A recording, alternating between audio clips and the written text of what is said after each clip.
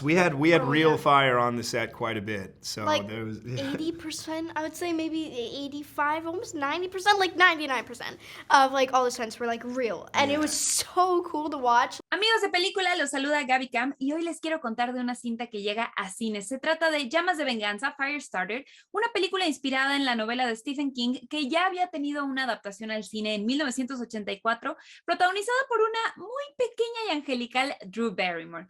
Esta historia gira alrededor de Charlie, que es una niña con poderes piroquinéticos, capaz de mover cosas con su mente, pero también de encenderlas en fuego. Obviamente estas habilidades de Charlie harán que llame la atención de la gente incorrecta y su padre, Andy, tendrá que hacer todo lo posible por protegerla. ZAC EFRON es Andy y Ryan Kiera Armstrong es Charlie en esta cinta que ya llega a cines, y me voy a transportar a la cabina de los 40 para conversar con ellos y conocer todo sobre esta nueva película. Everything okay, Charlie? It happened again. What happened? The bad thing. If you ever start to lose control, what do you do? It didn't work. She's not a robot, Annie. She's a little girl with little girl emotions, which are wildly unpredictable. Charlie?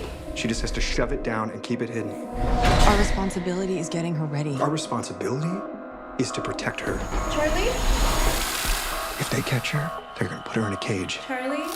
They're gonna run tests on her for the rest of her life. We'll never see her again. If who catches me? Hello guys, how are you?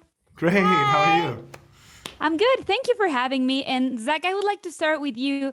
When it comes to a film, when you know the creator of the story is going to watch it, does it change at all the experience as an actor?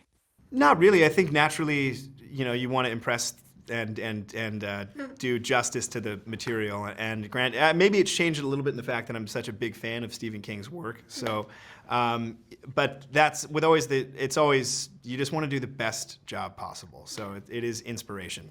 You're special, Charlie. I'm not special. I'm a monster. Charlie! I want to help her. You want to use her. Charlie? Don't be stupid. Where's Mommy? Do you feel that? Let her go or it's gonna get a lot worse. Where's Mommy? Tell me now! She's the first of her kind. A real life superhero. Honestly, I have no idea how you did all these fire scenes. Were there like practical things going on set? Did you get to see anything that you were meant to be doing?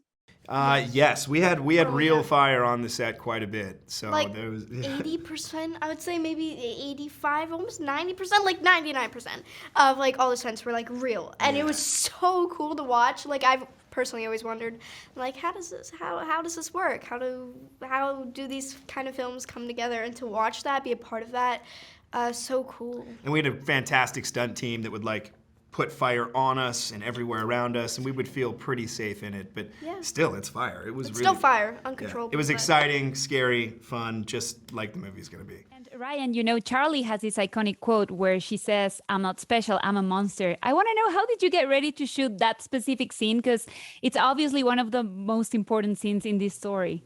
Oh yeah, it honestly just adds on to the build-up and the momentum of the story. The really thing I do is just convince my mind and pull things together that I've personally experienced, and pull it together to kind of relate to the story, the script. I think But we all have times when we feel like we're not special and or alone. And Zach, you have always been a nice guy on screen and off screen. Was it hard for you to let go of that side, to kind of create a darker character? Because despite him being a good guy, he has some darkness going on within him. Yeah. It's always fun to adopt different layers, and that was one of the more fun things actually in this that I got to do is really kind of dive into what it would be like to be protecting my daughter and my family from this crazy world. And in that moment, I kind of got to get rid of anything nice about me. I would do anything to protect my family. So, it was fun. You need to understand how to use it. It can't be a reaction. It's gotta be a decision. It's the only way that you can control it. She's becoming a young woman. I'm not going to jail. And someday soon, you're gonna change the world. She may be capable of a nuclear explosion. Run, Shirley! On your knees! Simply with the force of her mind. Do you consider these guys' powers a blessing or a curse? Do you think they would come in handy in any circumstance if you had them in real life? That's the interesting question of the movie. You realize that being born with any sort of special abilities can probably be pretty hard at times. So it's kind of the superhero's dilemma. You know, what is it like to be gifted with these abilities, and then how do you control them and use them in ways that are justifiable, or is that even possible? So it's really cool. That's one of the most fascinating things about the film, is asking that question. I have no answer, but I'm going to have to watch it again if I can come up with some conclusions. Guys, thank you so much for your time and for being in Los 40 de Película, and see you soon, I hope. Thank you for having us. Me too. I hope so soon. Thank you. Promise me that you'll never use your gifts to hurt people. I'll only hurt bad people, I promise. Trust me, Charlie. You don't have to be afraid. Please, I can help you. Liar, liar, pants on fire. I don't want to hurt anyone, but it feels kind of good.